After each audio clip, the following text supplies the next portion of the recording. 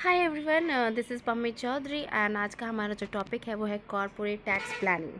Corporate tax planning क्या होता है, इसकी इम्पोर्टेंस क्या है, इसके टाइप्स एंड इससे रिलेटेड कुछ चीज़ों को जानेंगे हम आज की वीडियो में। So let's get started.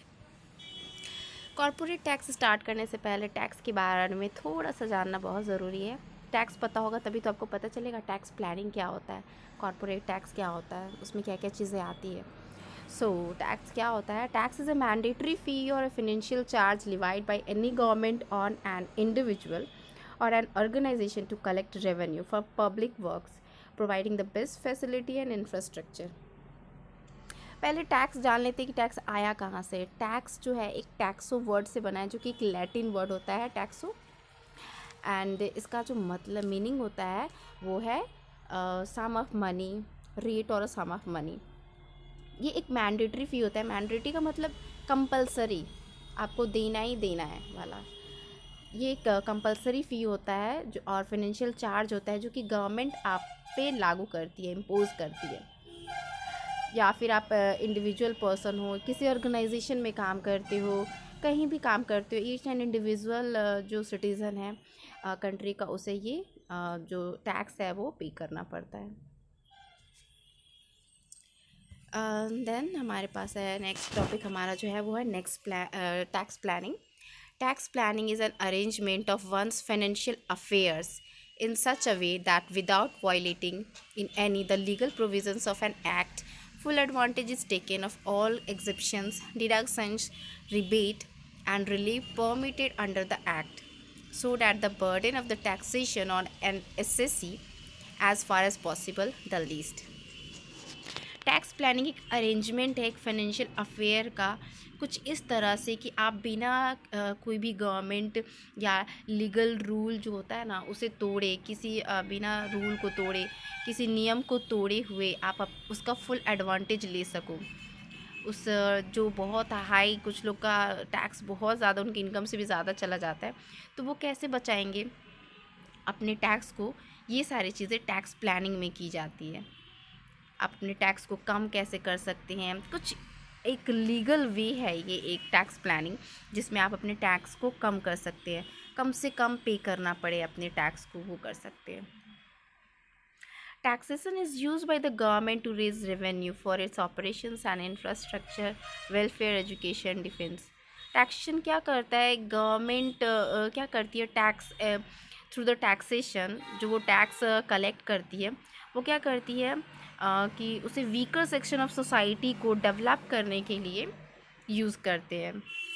जैसे इंफ्रास्ट्रक्चर में हो गया, एजुकेशन में हो गया, डिफेंस में हो गया, ये सारा जो सेक्शन है इसे डेवलप करती है गवर्नमेंट, इसमें यूज़ करती है सारी चीज़ों में।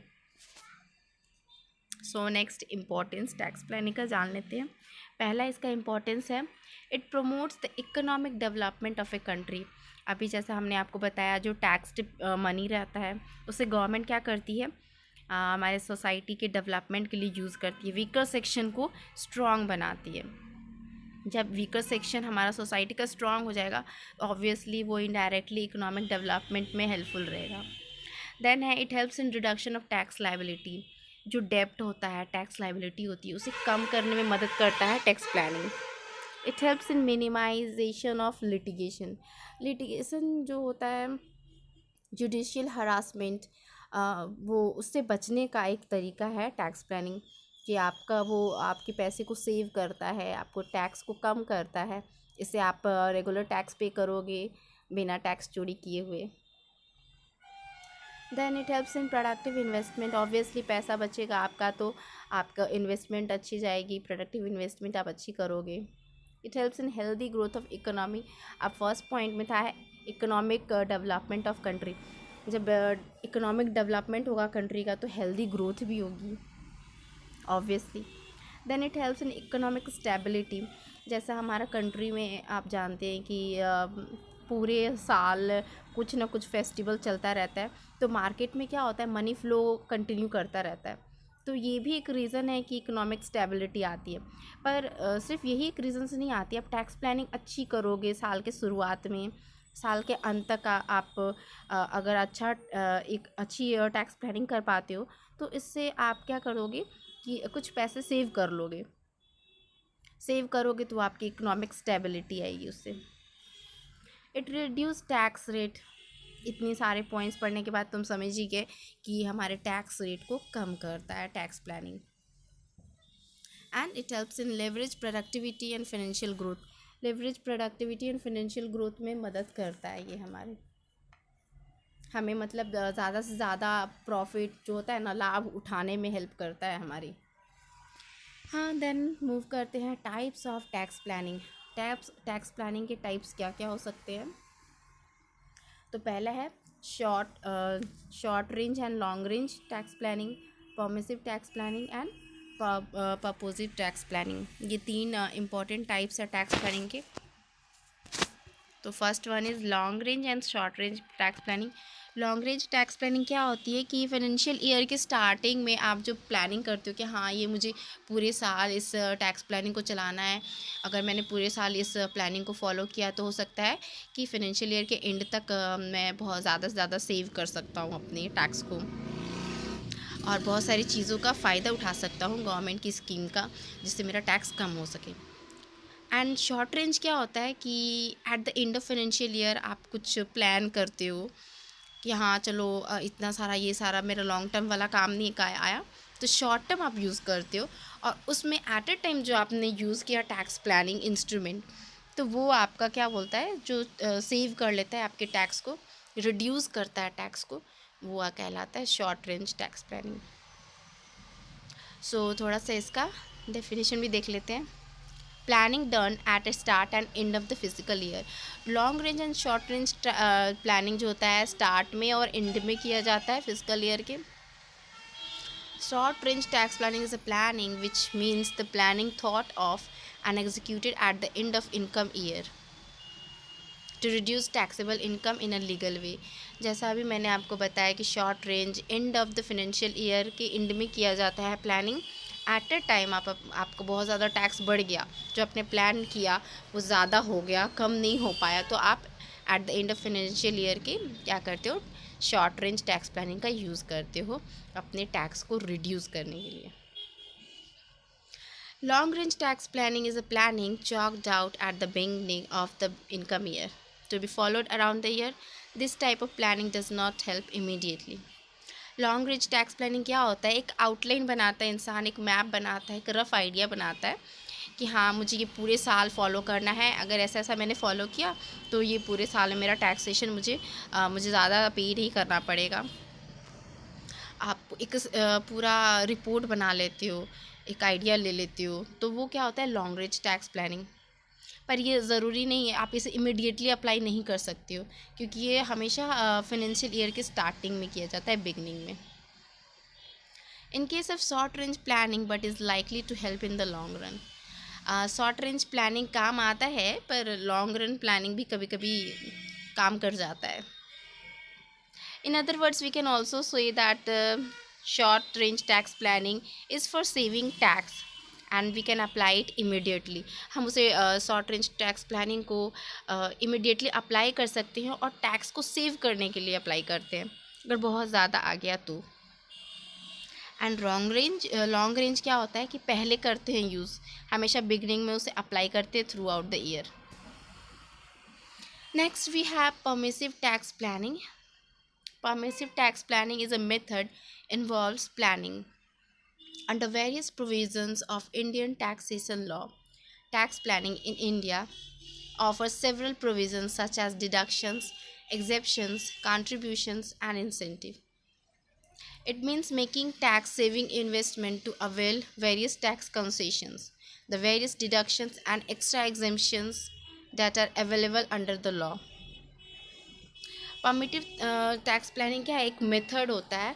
मेथड क्या है, इन प्लानिंग को कैसे करना है, हमारे इंडियन टैक्सेशन लॉ जो बना हुआ है उसमें क्या क्या ऑफ़र्स आते हैं, कैसे हम डिडक्ट कर सकते हैं, ये सारी चीज़ें जो क्या कहते हैं इसे छूट जो होता है ना, टैक्स पे बचत कैसे कर सकते हैं हम, डिफरेंट बहुत सारी कंसेशन मतलब बहुत सारी चीज़ों कैसे ग्रांट कर सकते हैं, कैसे उसका लाभ उठा सकते हैं डिफरेंट इंस्ट्रूमेंट यूज़ करके अंडर द लॉ, वो कहलाता है permissive tax planning.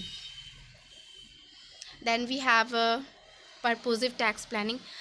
Purposive tax planning involves using tax saver instrument with a specific purpose in mind. This means clearly planning the tax is to get the highest profit by choosing the correct instrument decision. Purposive tax planning में क्या होता है कि एक word में अगर कहें, correct selection of instrument.